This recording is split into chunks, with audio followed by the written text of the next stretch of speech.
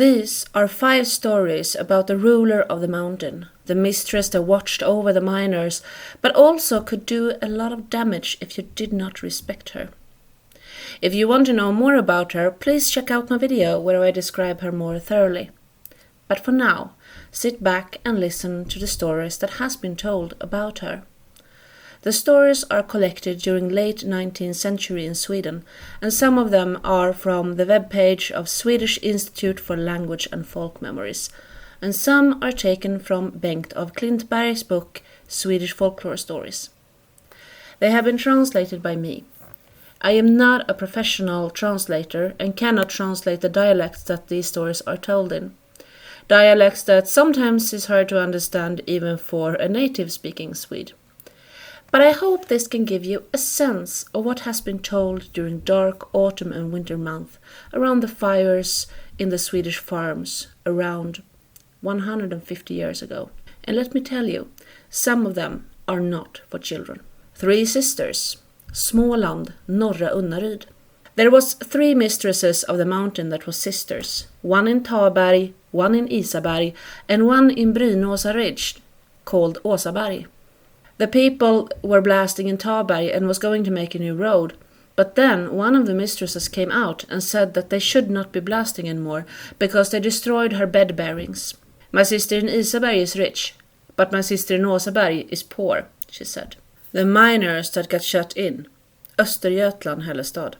In the big mine at Gruvbacken on Malmtorps land, there was a team of 14 men working one day. Half of the team was from Sätra village, and the least part of the others was from Vagelö.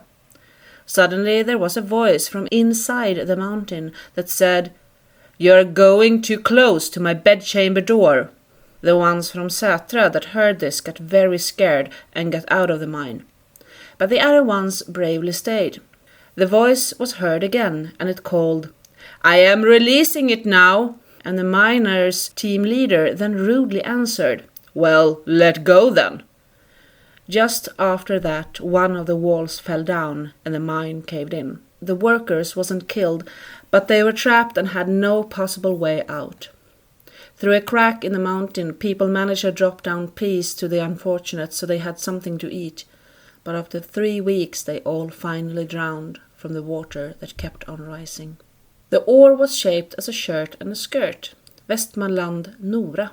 Over there in Klackalerberg, I know there was a mistress ruling the mine. There was a man there that had lingered too long in the mine, so everybody else had left, and then he suddenly met a very well-dressed, beautiful woman. She was so well-dressed that she shined when looking at her from the front, but behind, on her back, she was like the carved-out trough. But she told the man, "Well, my shirt you can get, but my skirt, that one you will never reach, because that one is under the lake."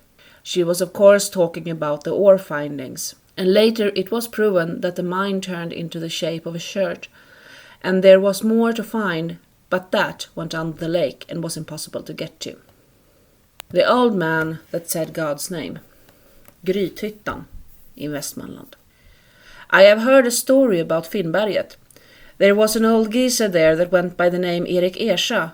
He usually went by the old piles of clinkers, going through them and searching for anything that wasn't grey rock. He didn't make much money on that. But one day, as he searched through the piles, there was an old man that came up to him, with a grey beard and grey clothes. And he said to Erik Ersa, "Come with me, and I will show you a breadwinning that will be enough for both you and your children." And Erik Ersa, he didn't think. So he said, "Oh, by God, if you could." And then it was too late. The old man disappeared in a jiffy, right before his eyes. So he had to regret that for the rest of his life, because he spoke before he thought about what he actually said. But he was very convinced that there was a huge finding of something in Finnberget. The discovery of a new mine, Näs, Värmland. There was a man that was friendly with the mountain lady.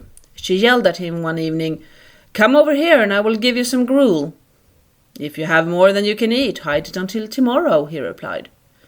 "Thank you," she then said. "I didn't know that until now." He went there next morning, and then he could see that the moss was scraped off from the stone on the ground. That place was full of ore deposits. That was the first finding of a new big mine in Nas.